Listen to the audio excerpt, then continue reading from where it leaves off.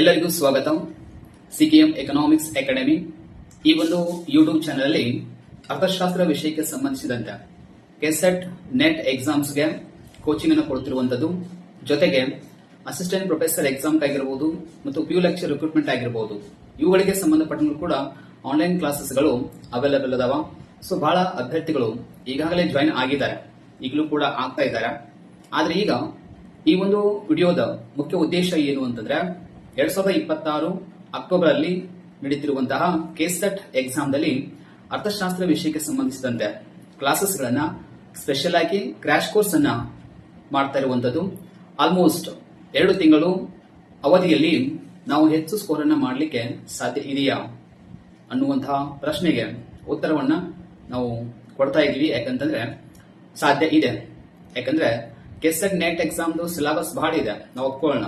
ಆದ್ರೆ 10 ಘಟಕಗಳು ಏನಿದಾವೆ, ಆ 10 ಘಟಕಗಳಲ್ಲಿ ಯಾವುದನ್ನ ಓದಬೇಕು, ಯಾವುದಕ್ಕೆ ಹೆಚ್ಚು ಮಹತ್ವ ಕೊಡಬೇಕು ಮತ್ತು ಯಾವ ಕಾನ್ಸೆಪ್ಟ್ ಗಳನ್ನ ಚೆನ್ನಾಗಿ ಓದಬೇಕು, ಹೇಗೆ ಪ್ರಶ್ನೆಗಳು ಬರ್ತವೆ ಅವುಗಳನ್ನ ಪ್ರಾಕ್ಟೀಸ್ ಮಾಡುವಂತದ್ದು, ಮತ್ತು ಈಗಾಗಲೇ ಹಿಂದಿನ ಪ್ರಶ್ನೆ ಪತ್ರಿಕೆಗಳಲ್ಲಿ ಎಂತಹ ಪ್ರಶ್ನೆಗಳು ಬಂದಾವ, ಯಾವ ಬೇಸ್ ಮೇಲೆ ಕ್ವಶನ್ಸ್ ಅನ್ನ ಕೇಳ್ತಾರೆ, ಅದನ್ನ ಅರ್ಥ ಮಾಡ್ಕೊಳ್ಳೋದು ಹೇಗೆ, ಅದಕ್ಕೆ ಆನ್ಸರ್ ಅನ್ನ ಹೇಗೆ ನಾವು ಸೂಚಿಸಬೇಕು ಅನ್ನುವಂತಹ ಸಂಬಂಧಪಟ್ಟಂಗೆ ಹಲವಾರು ವಿಷಯಗಳನ್ನ ನಾವು ಕ್ರಾಶ್ ಕೋರ್ಸ್ ಅಲ್ಲಿ ಡಿಸ್ಕಷನ್ ಮಾಡಕತ್ತೀವಿ. ಯಾಕಂದ್ರೆ ಈಗಾಗಲೇ 2025ರಲ್ಲಿ ಕೂಡ ಚೆನ್ನಾಗಿ ಬಹಳ ಜನ ಕೆಸೆಟ್ ಎಕ್ಸಾಮ್ ದಲ್ಲಿ ಕ್ಲಿಯರ್ ಮಾಡ್ಕೊಂಡಿದ್ದಾರೆ. ಆ ಒಂದು ಉದ್ದೇಶದಿಂದಲೇ ಮತ್ತು ಆ ಒಂದು ಎಕ್ಸ್ಪೀರಿಯನ್ಸ್ ಮೇಲೆ ನಾವು ಕೂಡ ಈ ಸಲ 2026ರಲ್ಲಿ ವಿದ್ಯಾರ್ಥಿಗಳು ಎಷ್ಟು ಸಾಧ್ಯತೆನೋ ಅಷ್ಟು ಕೆಸೆಟ್ ಎಕ್ಸಾಮ್ ಕ್ಲಿಯರ್ ಮಾಡ್ಕೊಳ್ಳಿ ಅಂತ ತಿಳ್ಕೊಂಡು ವಿತಿನ್ ಟೈಮ್ ಅಲ್ಲಿ, ಶಾರ್ಟ್ ಟೈಮ್ ಇದೆ, ಈ ಒಂದು ಶಾರ್ಟ್ ಟೈಮ್ ಅಲ್ಲಿ ನಾವು ಎಷ್ಟು ಸಾಧ್ಯ ಆಗುತ್ತೋ ಅಷ್ಟು ನಾವು ಹೆಲ್ಪ್ ಮಾಡಬೇಕಂತ ತಿಳ್ಕೊಂಡೆ ಈ ಒಂದು ಕ್ರಾಶ್ ಕೋರ್ಸ್ ಅನ್ನು ಸ್ಟಾರ್ಟ್ ಮಾಡಿರುವಂತದ್ದು. ಈಗಾಗಲೇ ಇಡೀ ಕಂಪ್ಲೀಟ್ ಸಿಲೆಬಸ್ ಸಂಬಂಧಪಟ್ಟಂಗೆ ಕ್ಲಾಸಸ್ಗಳು ಸ್ಟಾರ್ಟ್ ಆಗಿದಾವ. 2025 ಅಕ್ಟೋಬರ್ ಎಕ್ಸಾಮ್ ಮುಗಿದ್ಮೇಲೆ ಬಹಳ ಜನ ಜಾಯಿನ್ ಆಗಿದ್ದಾರೆ. ಹೀಗಾಗಿ ಆ ಕಂಪ್ಲೀಟ್ ಕೋರ್ಸ್ ಅಂತೂ ಬಹಳ ಜನ ಈಗಾಗಲೇ ಕೇಳ್ತಿದ್ದಾರೆ. ಆದ್ರೆ ಈ ಕೋರ್ಸ್ ಕ್ರಾಶ್ ಕೋರ್ಸ್ ಯಾರಿಗೆ ಅಂತಂದ್ರೆ, ನೀವು ಕ್ಲಾಸಸ್ ಅನ್ನು ಅಟೆಂಡ್ ಆಗಿಲ್ಲ ಮತ್ತು ನಿಮ್ಮ ಹತ್ರ ಸಮಯ ಕೂಡ ಇಲ್ಲ, ಬಹಳ ಶಾರ್ಟ್ ಟೈಮ್ ಇದೆ, ಈ ಟೈಮಲ್ಲಿ ನಾವು ಕೆಸೆಟ್ ಎಕ್ಸಾಮ್ ಈ ಸಲ ಕ್ಲಿಯರ್ ಮಾಡ್ಕೊಳ್ಳೇಬೇಕು ಅನ್ನೋರಿಗೆ ವಿಶೇಷವಾಗಿ ಈ ಒಂದು ಕ್ರಾಶ್ ಕೋರ್ಸ್ ನಿಮಗಾಗಿ ಇದೆ. ಇನ್ನು ಒಂದು ವಿಚಾರಕ್ಕೆ ಸಂಬಂಧಪಟ್ಟಂಗೆ ಅಸಿಸ್ಟೆಂಟ್ ಪ್ರೊಫೆಸರ್ ಎಕ್ಸಾಮ್ ಅಂತೂ ಕಾಲ್ ಆಗೇ ಆಗತ್ತೆ. ಯಾಕಂತಂದ್ರೆ ಈಗ 2026 ಎಂಡಿಗೆ ಆಲ್ಮೋಸ್ಟ್ ಅಸಿಸ್ಟೆಂಟ್ ಪ್ರೊಫೆಸರ್ ಎಕ್ಸಾಮ್ ಆಗಿರ್ಬೋದು ಮತ್ತು PU ಲೆಕ್ಚರ್ ರಿಕ್ರೂಟ್ಮೆಂಟ್ ಆಗಿರ್ಬೋದು, ಇವೆಲ್ಲವೂ ಕೂಡ ಆಲ್ಮೋಸ್ಟ್ ಕಾಲ್ ಆಗೇ ಆಗ್ತಾವ. ಹಾಗಾಗಿ ನೀವು ಅಸಿಸ್ಟೆಂಟ್ ಪ್ರೊಫೆಸರ್ ಎಕ್ಸಾಮ್ ಎಲಿಜಿಬಲ್ ಆಗ್ಬೇಕಾಯ್ತಂದ್ರೆ ಇದೇ ನಿಮಗೆ ಇರುವಂತಹ ಮಹತ್ವದ ಅವಕಾಶ. ಈ ಅವಕಾಶವನ್ನು ಮಿಸ್ ಮಾಡ್ಕೊಂಡ್ರೆ ನೀವು ಅಸಿಸ್ಟೆಂಟ್ ಪ್ರೊಫೆಸರ್ ಎಕ್ಸಾಮ್ಗೆ ಎಲಿಜಿಬಲ್ ಆಗೋದೇ ಇಲ್ಲ. ಯಾಕಂದ್ರೆ ನೆಟ್ ಎಕ್ಸಾಮ್ ಕೂಡ ಬಹಳ ಡಿಫಿಕಲ್ಟ್ ಇರುತ್ತೆ. ಯಾಕಂದ್ರೆ ಕೆಸೆಟ್ ಗಿಂತನೂ ಸ್ವಲ್ಪ ಡಿಫಿಕಲ್ಟ್ ಅಂತಾನೆ ಹೇಳಬೇಕು ನಾವು ನೆಟ್ ಎಕ್ಸಾಮ್ ಅನ್ನ. ಹಾಗಾಗಿ ಅಲ್ಲಿ ಕೂಡ ಸ್ಕೋರ್ ಮಾಡ್ಲಿಕ್ಕೆ ಕಷ್ಟ ಆಗ್ತಾ ಇರೋರು ಕೆಸೆಟ್ ಎಕ್ಸಾಮ್ ಕ್ಲಿಯರ್ ಮಾಡ್ಕೊಂಡ್ರಿ ಅಂತಂದ್ರೆ ನೀವು ಎಲಿಜಿಬಲ್ ಆಗ್ತೀರಿ. ಮತ್ತೆ ಅಸಿಸ್ಟೆಂಟ್ ಪ್ರೊಫೆಸರ್ ಎಕ್ಸಾಮ್ಗೆ ನೀವು ಅಟೆಂಡ್ ಆಗಬಹುದು.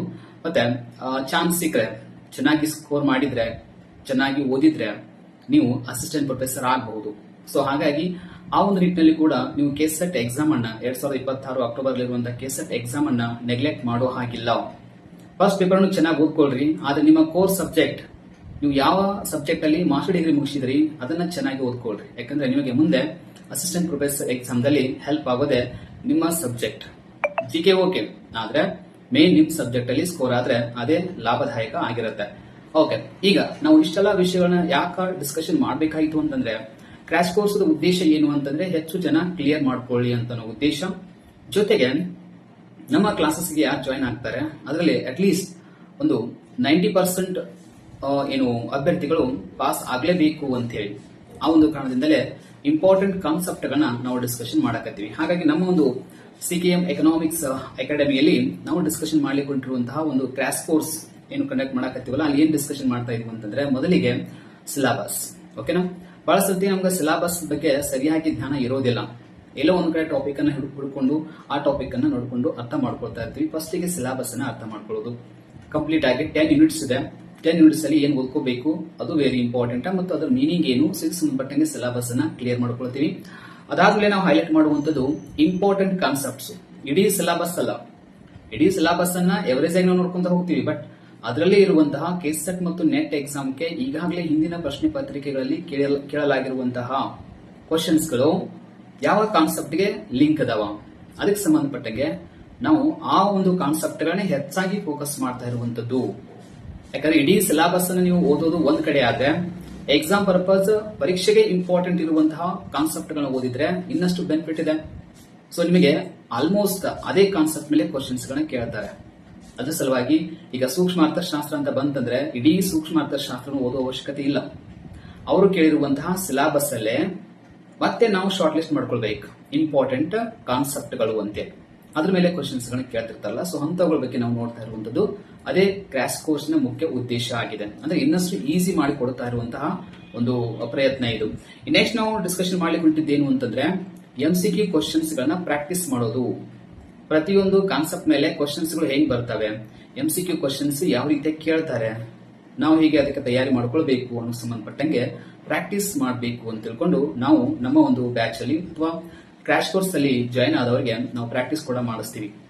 ಜೊತೆಗೆ ಅವರಿಗೆ important expected more expected questions ಗಳನ್ನ ಕೂಡ ನಾವು ಅವರಿಗೆ ಕೊಡ್ತೀವಿ. ಸೊ ಹಾಗಾಗಿ ಅದಕ್ಕೆ ಇನ್ನಷ್ಟು ಅವ್ರಿಗೆ ಏನಾಗುತ್ತೆ, ಒಂದು ಗ್ರಿಪ್ ಸಿಗುತ್ತೆ ಸಬ್ಜೆಕ್ಟ್. ಎಸ್, ಹಿಂಗೂ ಕೂಡ ಕ್ವಶನ್ ಕೇಳ್ತಾರ ಅನ್ನೋದು ಕನ್ಫರ್ಮೇಶನ್ ಸಿಗುತ್ತೆ. ಅದ್ರ ಸಲುವಾಗಿನೇ ಪ್ರಶ್ನೆಗಳನ್ನ ಹೆಂಗ್ ಕೇಳ್ತಾರೆ ಅನ್ನೋದು ಅರ್ಥ ಆಗ್ಬೇಕು. ಅವೇ ಕ್ವಶನ್ ಬರ್ತಾವಂತಲ್ಲ, ಪ್ರಶ್ನೆಗಳನ್ನ ಹೆಂಗ್ ಕೇಳ್ತಾರೆ ನಾವು ಹೆಂಗ್ ಅರ್ಥ ಮಾಡ್ಕೊಳ್ಬೇಕು, ಎಲ್ಲೆಲ್ಲಿ ಲಿಂಕ್ ಕೊಟ್ಟು ಕ್ವಶನ್ಸ್ ಗಳನ್ನ ಕೇಳ್ತಿರ್ತಾರೆ ಅನ್ನೋದು ಅರ್ಥ ಆಯ್ತಂದ್ರೆ ಸಾಕು. ನೆಕ್ಸ್ಟ್ ಅವ್ರು ಎಂತದೇ ಕ್ವಶನ್ ಕೇಳಿ ನಮಗೆ ಗೊತ್ತಾಗುತ್ತೆ, ಎಸ್ ಇದನ್ನ ಹೀಗೆ ಕೇಳಿರ್ತಾರೆ, ನಾವು ಈ ರೀತಿಯಾಗಿ ಇದನ್ನ ಅರ್ಥ ಮಾಡ್ಕೊಳ್ಬೇಕು, ಪ್ರಶ್ನೆಗಳನ್ನ ಈ ಒಂದು ವಿಧಾನ ಇರುತ್ತೆ ಅದಕ್ಕೆ ಅನ್ನೋದು ಅರ್ಥ ಆಗುತ್ತೆ. ಇದನ್ನೆಲ್ಲ ನಾವು ತಿಳಿಸಿಕೊಡುವಂತ ಪ್ರಯತ್ನ ನಮ್ಮ ಒಂದು ಕ್ರಾಶ್ ಕೋರ್ಸ್ ಅಲ್ಲಿ ಇರುತ್ತೆ. ನೆಕ್ಸ್ಟ್ ಪ್ರೀವಿಯಸ್ ಕ್ವಶನ್ ಪೇಪರ್ಸ್ ಬಗ್ಗೆ ಡಿಸ್ಕಷನ್ ಮಾಡುವಂತದ್ದು. ಓಕೆನಾ, ನಮ್ಮ ಒಂದು ಪ್ಲಾನ್ ಪ್ರಕಾರ ಅಟ್ಲೀಸ್ಟ್ ಒಂದು 5 ಪ್ರೀವಿಯಸ್ ಕ್ವಶನ್ಸ್ ಪೇಪರ್ಸ್ ಗಳನ್ನ ಡಿಸ್ಕಷನ್ ಮಾಡಬೇಕು ಅಂತ ಪ್ಲಾನ್ ಇದೆ. ಅಟ್ಲೀಸ್ಟ್ 2 ಅಂತೂ ಕಂಪಲ್ಸರಿ ಮಾಡ್ತೀವಿ. ಅದರಲ್ಲಿ ಹೆಂಗ್ ಕ್ವಶನ್ ಕೇಳಿದ್ದಾರೆ, ಸೊ ಅದ್ರ ಅರ್ಥ ಏನು, ಸೊ ಹೆಂಗೆ ಕ್ವಶನ್ಸ್ ಟ್ವಿಸ್ಟ್ ಆಗಿದಾವ, ಈ ಕ್ವಶನ್ ಮೇಲೆ ಮತ್ತೆ ಹೆಂಗ್ ಕ್ವಶನ್ ಕೇಳಬಹುದು, ಅವರು ಹೆಂಗ್ ಕೇಳಕ್ ಸಾಧ್ಯ ಇದೆ, ಇಂಥವ್ರ ಬಗ್ಗೆ ಸಂಬಂಧಪಟ್ಟಂಗೆ ಪ್ರಶ್ನೆಗಳನ್ನ ನಾವು ಡಿಸ್ಕಷನ್ ಮಾಡಕತ್ತೀವಿ. ಯಾಕಂದ್ರೆ ಹಿಂದಿನ ಪ್ರಶ್ನೆ ಪತ್ರಗಳಲ್ಲಿ ಕೇಳಲಾಗಿರುವಂತಹ ಪ್ರಶ್ನೆಗಳು ಎಕ್ಸಾಕ್ಟ್ ಆಗಿ ನಮಗೆ ಬೆಸ್ಟ್ ಎಕ್ಸಾಂಪಲ್ ಅವು. ಯಾಕಂದ್ರೆ ನೆಕ್ಸ್ಟ್ ಕ್ವಶನ್ಸ್ ಗಳು ಅದೇ ರೀತಿ ಡಿಫರೆಂಟ್ ಆಗಿ ಬರ್ತಾವ. ಅಂದ್ರೆ ಟ್ವಿಸ್ಟ್ ಮಾಡಿ ಕ್ವಶನ್ ಕೇಳ್ತಾರೆ, ಅದೇ ಕ್ವಶನ್ ಕೇಳಂಗಿಲ್ಲ ಅದು ಓಕೆ, ಬಟ್ ಟ್ವಿಸ್ಟ್ ಮಾಡಿ ಕ್ವಶನ್ ಕೇಳಬಹುದಲ್ಲ. ಅಂದ್ರೆ ಯಾವ ಕಾನ್ಸೆಪ್ಟ್ ಮೇಲೆ ಹೇಗೆ ಅವರು ಫೋಕಸ್ ಮಾಡಿ ಕ್ವಶನ್ ಕೇಳ್ತಾರೆ ಅನ್ನೋದು ಕನ್ಫರ್ಮೇಶನ್ ಸಿಗುತ್ತೆ ನಿಮಗೆ. ಅದ್ರ ಸಲುವಾಗಿನೇ ಇದನ್ನ ಪ್ರೀವಿಯಸ್ ಕ್ವಶನ್ ಪೇಪರ್ಸ್ ಗಳ ಬಗ್ಗೆ ಡಿಸ್ಕಷನ್ ಮಾಡುವಂತ ಉದ್ದೇಶ ನಮ್ದಾಗಿದೆ. ಅಂದ್ರೆ ಕ್ರಾಶ್ ಕೋರ್ಸ್ ಅಲ್ಲಿ ಅದ್ರ ಒಂದು ಹೈಲೈಟ್ ನಾವು ಮಾಡತ್ತೀವಿ. ನೆಕ್ಸ್ಟ್ ಶಾರ್ಟ್ ನೋಟ್ ಅಂದ್ರೆ ಲಾಸ್ಟ್ ನಿಮ್ಗೆ ಏನ್ ಮಾಡ್ತೀವಿ ಅಂದ್ರೆ ಎಕ್ಸಾಮ್ ಸಲುವಾಗಿನೇ ಶಾರ್ಟ್ ನೋಟ್ ಅಂದ್ರೆ ಏನೇನು ಓದ್ಕೊಳ್ಬೇಕು, ಎಷ್ಟು ಜಾಸ್ತಿ ಫೋಕಸ್ ಮಾಡಿರ್ಬೇಕು ಅಂತ ಹೇಳಿ ತಿಳ್ಕೊಂಡು ನಿಮಗೆ ಶಾರ್ಟ್ ಒಂದು ನೋಟ್ಸ್ ಅನ್ನ ನಿಮಗೆ ಕೊಡ್ತೀವಿ. ಸೊ ಅದು ಕೂಡ ನಿಮಗೆ ಹೆಲ್ಪ್ ಆಗುತ್ತೆ. ಆಲ್ಮೋಸ್ಟ್ ಎಲ್ಲ ಇನ್ನು ಹೇಳಬೇಕಂದ್ರೆ ಶಾರ್ಟ್ ನೋಟ್ ಅಂತಂದ್ರೆ ನಿಮಗೆ ಓದ್ಲಿಕ್ಕೆ ಅನುಕೂಲ ಆಗಿರ್ಬೇಕು ಎಕ್ಸಾಮ್ ಟೈಮ್ ಅಲ್ಲಿ. ಜೊತೆಗೆ ಅದೆಲ್ಲವೂ ಕೂಡ PDF ನೋಟ್ಸ್ ನಿಮಗೆ ಆ ಒಂದು ಬ್ಯಾಚ್ ಅಲ್ಲಿ ಅವೈಲೇಬಲ್ ಇರುತ್ತೆ. ಜೊತೆಗೆ ಶಾರ್ಟ್ ಕಟ್ ಮೆಥಡ್ಸ್ ಗಳನ್ನು ಕೂಡ ನಾವು ಡಿಸ್ಕಷನ್ ಮಾಡ್ತೀವಿ. ಯಾಕೆ ಶಾರ್ಟ್ ಕಟ್ ಮೆಥಡ್ಸ್ ಡಿಸ್ಕಷನ್ ಮಾಡಬೇಕು ಅಂತಂದ್ರೆ ನಮ್ಗೆ ಇಡೀ ಸಿಲೆಬಸ್ ನ ಓದಿ ನೆನಪಿಟ್ಕೊಳ್ಳಿಕ್ಕೆ ಆಗೋದಿಲ್ಲ. ಕೆಲವೊಂದ್ಸಲ ಬಹಳ ಡಿಫಿಕಲ್ಟ್ ಆಗ್ಬಿಡುತ್ತೆ. ಯಾಕಂದ್ರೆ ಹೆವಿ ಸಿಲೆಬಸ್ ಇರೋದ್ರಿಂದ ಕೇವಲ ಒಂದೊಂದು ಸಬ್ಜೆಕ್ಟ್ ನಮಗೆ ಸರಿಯಾಗಿ ನೆನಪುಳಿಯೋದಿಲ್ಲ. ಅಂತದ್ರಲ್ಲಿ 10 ಯೂನಿಟ್ಸ್ ಅಂದ್ರೆ 10 ಸಬ್ಜೆಕ್ಟ್ಸ್ ಅಂತ ಅರ್ಥವು. 10 ಸಬ್ಜೆಕ್ಟ್ಸ್ ನೆನಪುಳ್ಕೋದು ಅಂತಂದ್ರೆ ಅಷ್ಟು ಈಸಿ ಕೆಲಸ ಅಲ್ವೇ ಅಲ್ಲ. ಆದ್ರಿಂದ ನಾವು ಶಾರ್ಟ್ ಕಟ್ ಮೆಥಡ್ ಹೇಗೆ ಶಾರ್ಟ್ ಕಟ್ ಅಲ್ಲಿ ನಾವು ಓದಬೇಕು, ಯಾವ ಸಬ್ಜೆಕ್ಟ್ ಏನೊಂದು ಮೀನಿಂಗ್ ಇದೆ, ಅದರಲ್ಲಿ ಯಾವ ಕಾನ್ಸೆಪ್ಟ್ಗಳು ಮೇನ್ ಇಂಪಾರ್ಟೆಂಟ್ ಆಗ್ತವೆ ಎಕ್ಸಾಮ್ ಪರ್ಪಸ್, ಅದನ್ನ ನೋಡ್ಕೊಂತ ಹೋಗ್ತಾ ಇದೀವಲ್ಲ. ಸೊ ಅದನ್ನು ಕೂಡ ನಾವು ನಮ್ಮ ಕ್ಲಾಸಸ್ ಗಳಲ್ಲಿ ಸ್ಪೆಷಲಿ ಕ್ರಾಶ್ ಕೋರ್ಸ್ ಅಲ್ಲಿ ಅದನ್ನ ಡಿಸ್ಕಷನ್ ಮಾಡಕತ್ತೀವಿ. ಈಗಾಗಲೇ ಫುಲ್ ಕೋರ್ಸ್ಗೆ ಯಾರು ಜಾಯ್ನ್ ಆಗಿದ್ದಾರೆ 2025ರಲ್ಲಿ ಜಾಯ್ನ್ ಆಗಿದ್ದಾರೆ. ಈ ವರ್ಷನೂ ಕೂಡ ಜನವರಿ ಫೆಬ್ರವರಿ ಕೂಡ ಬಹಳ ಜನ ಜಾಯ್ನ್ ಆಗಿದ್ದಾರೆ. ಅವ್ರಿಗೆಲ್ಲ ಇರುವಂತದ್ದು ಮತ್ತೆ ಸ್ವಲ್ಪ ಡಿಫರೆಂಟ್ ಇದೆ. ಅವ್ರಿಗೆ ಇನ್ನೂ ಸ್ವಲ್ಪ ಬೇರೆ ಬೇರೆ ವಿಷಯಗಳನ್ನ ನಾವು ಅವ್ರ ಬ್ಯಾಚ್ ಗೆ ಕೊಡ್ತೀವಿ. ಬಟ್ ಈ ಒಂದು ಕ್ರಾಶ್ ಕೋರ್ಸ್ ಉದ್ದೇಶ ಮಾತ್ರ ಶಾರ್ಟ್ ಟೈಮ್ ಅಲ್ಲಿ ಹೆಚ್ಚು ಅಂಕಗಳನ್ನ ಗಳಿಸಲಿಕ್ಕೆ ಸಾಧ್ಯವಾಗುವಷ್ಟು ನಾವು ಪ್ರಯತ್ನ ಮಾಡ್ತೀವಿ. ಸೊ ಅದಕ್ಕೆ ಸಂಬಂಧಪಟ್ಟ ಕಂಪ್ಲೀಟ್ ಇನ್ಫಾರ್ಮೇಶನ್ ಕೊಡ್ತೀವಿ. ಮತ್ತೆ ಸಿಲೆಬಸ್ ಕೂಡ ಕಂಪ್ಲೀಟ್ ಕವರ್ ಮಾಡ್ಕೊಳ್ತೀವಿ ಇಲ್ಲ ಅಂತಲ್ಲ, ಆದ್ರೆ ಇಂಪಾರ್ಟೆಂಟ್ ಕಾನ್ಸೆಪ್ಟ್ ಗಳನ್ನ ಹೈಲೈಟ್ ಮಾಡ್ತೀವಿ. ಇದ್ರ ಜೊತೆಗೇನೆ ಈಗ 2026 October exam may be help ಆಗಬಹುದು, ಆಗದೇನೂ ಇರಬಹುದು. ಬಟ್ ಪ್ರಯತ್ನ ಮಾತ್ರ ಇದೆ. ನಮ್ಮ ಕೆಸೆಟ್ ಮತ್ತು ನೆಟ್ ಎಕ್ಸಾಮ್ ಏನು ಸಿಲೆಬಸ್ ಇದೆ ಅದ್ರ ಪ್ರಕಾರ ನಾವು ಬುಕ್ಸ್ ಗಳನ್ನ ತರ್ತಾ ಇದೀವಿ. ಈಗಾಗಲೇ ವರ್ಕ್ ನಡೀತಾ ಇದೆ. ಸೊ ಬುಕ್ಸ್ ಆಲ್ಮೋಸ್ಟ್ ಬೇಗನೆ ಪಬ್ಲಿಷ್ ಮಾಡ್ತೀವಿ. ಸೊ ಯಾರಿಗೆ ಆಲ್ಮೋಸ್ಟ್ ಬಹಳ ಜನ ಈಗಾಗಲೇ ಆನ್ಲೈನ್ ಒಳಗಡೆ ವಾಟ್ಸ್ಆಪ್ ಅಲ್ಲಿ ಕೂಡ ಕನ್ಫರ್ಮೇಶನ್ ಮಾಡಿದ್ರಿ.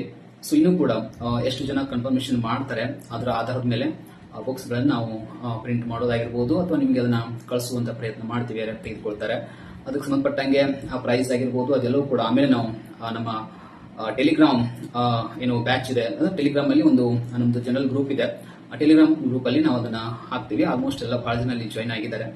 ಇದಾದ್ಮೇಲೆ ಮತ್ತೆ ಸ್ಪೆಷಲ್ ಬ್ಯಾಚಸ್ ಇದ್ದಾವೆ, ಪೇಡ್ ಕ್ಲಾಸಸ್, ಅದನ್ನು ಕೂಡ ನಾವು ಅವರಿಗೆ ಇನ್ಫಾರ್ಮೇಶನ್ ಕೊಡ್ತೀವಿ. ಈಗಾಗಲೇ ನಮ್ಮ ಕ್ಲಾಸಸ್ಗೆ ಯಾರ್ಯಾರು ಜಾಯ್ನ್ ಆಗಿದ್ದಾರೆ ಅವರಿಗೆ ಸ್ವಲ್ಪ ಮಟ್ಟಿಗೆ ಕನ್ಸೆಷನ್ ಇರುತ್ತೆ ಬುಕ್ಸ್ಗಳ ಒಂದು ಪ್ರೈಸ್ ಅಲ್ಲಿ. ಆದ್ರೆ ಡೈರೆಕ್ಟ್ ಆಗಿ ತೆಗೆದುಕೊಳ್ಳೋರಿಗೆ ಕಂಪ್ಲೀಟ್ ಅದೆಷ್ಟು ಪ್ರೈಸ್ ಇರುತ್ತೋ ಅಷ್ಟು ಮಾತ್ರ ನಾವು ಕಂಪಲ್ಸರಿ ಮಾಡಿ ಕೊಡ್ತೀವಿ.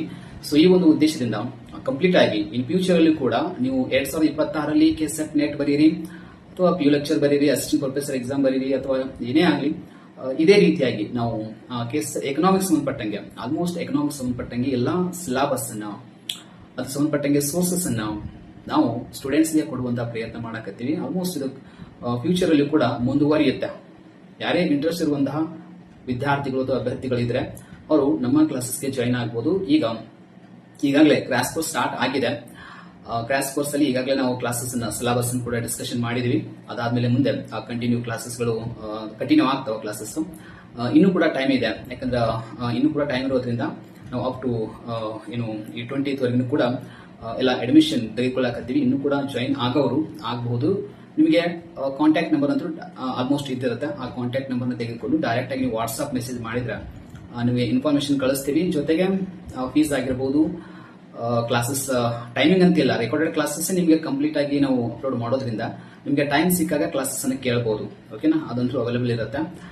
ಇದಾದ್ಮೇಲೆ ನೆಕ್ಸ್ಟ್ ನೀವು ಕೆಸೆಟ್ ಎಕ್ಸಾಮ್ ನಿಯರ್ ಬಂದ ಹಾಗೇನೆ ನಾವು ಆನ್ಲೈನ್ ಲೈವ್ ಕ್ಲಾಸಸ್ ಕೂಡ ಮಾಡುವಂತ ಪ್ಲಾನ್ ಇದೆ.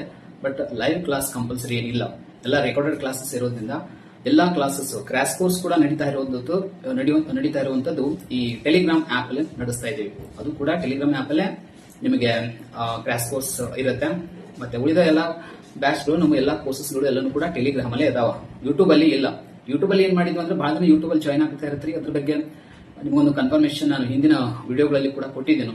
ಸೊ ನೀವು ಜಾಯ್ನ್ ಆಗೋರಿದ್ರೆ ಸರಿಯಾಗಿ ಚೆಕ್ ಮಾಡಿ, ಏನು ಟೆಕ್ನಿಕಲಿ ಪ್ರಾಬ್ಲಮ್ ಆಗದ ರೀತಿಯಲ್ಲಿ ಜಾಯ್ನ್ ಆಗಿ ನಿಮಗೆ ಕ್ಲಾಸ್ ಸಿಗ್ತವೆ. ಬಟ್ ಎಲ್ಲ ಕಂಪ್ಲೀಟ್ ಕ್ಲಾಸಸ್ ಗಳನ್ನ ಅಪ್ಲೋಡ್ ಮಾಡಿಲ್ಲ.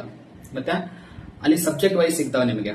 ಎಲ್ಲಾ ಸಬ್ಜೆಕ್ಟ್ಸ್ ಒಂದೇ ಜಾಯ್ನ್ ಆದ್ರೆ ಒಂದ್ಸಲ ಮೆಂಬರ್ಶಿಪ್ ತಗೊಂಡ್ಕೊಂಡ್ರೆ ಸಿಗಂಗಿಲ್ಲ. ಎಲ್ಲದಕ್ಕೂ ಕೂಡ ಸಪರೇಟ್ ಮೆಂಬರ್ಶಿಪ್ ತೆಗೆದುಕೊಳ್ಬೇಕಾಗತ್ತೆ. ಅದು ನಿಮ್ಮ ಇಂಟ್ರೆಸ್ಟ್ ಮೇಲೆ ಹೋಗುತ್ತೆ. ನೀವು ಯಾವ ಅಲ್ಲಿ ಸಬ್ಜೆಕ್ಟ್ ವೈಸ್ ಬೇರೆ ಬೇರೆ ಕೋರ್ಸಸ್ಗೆ ಬೇರೆ ಬೇರೆ ರೀತಿಯಾದ ಫೀಸ್ ಕೂಡ ಇದೆ.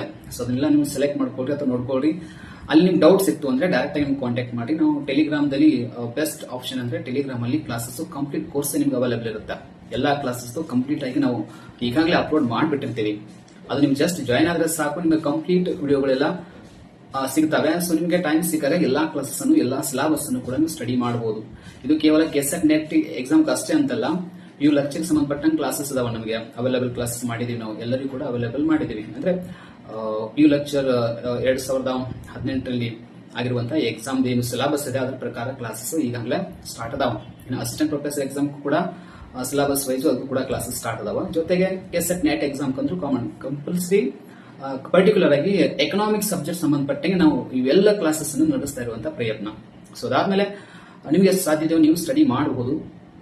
ಆದ್ರೆ ನಮ್ಗೆ ಎಷ್ಟು ಸಾಧ್ಯ ಇದೆಯೋ ಅಷ್ಟು ನಿಮಗೆ ಶಾರ್ಟ್ಕಟ್ ಮೆಥಡ್ಸ್ ಗಳನ್ನ, ಕಾನ್ಸೆಪ್ಟ್ ಡೆಪ್ತ್ ಇನ್ಫಾರ್ಮೇಶನ್ ಅನ್ನ ಕೊಡುವಂತ ಪ್ರಯತ್ನ ಮಾಡಕತ್ತೀವಿ. ಸೊ ಇಂಟ್ರೆಸ್ಟ್ ಇದ್ದವರು ನಮ್ಮ ಕ್ರಾಶ್ ಕೋರ್ಸ್ಗೆ ಜಾಯ್ನ್ ಆಗಬಹುದು.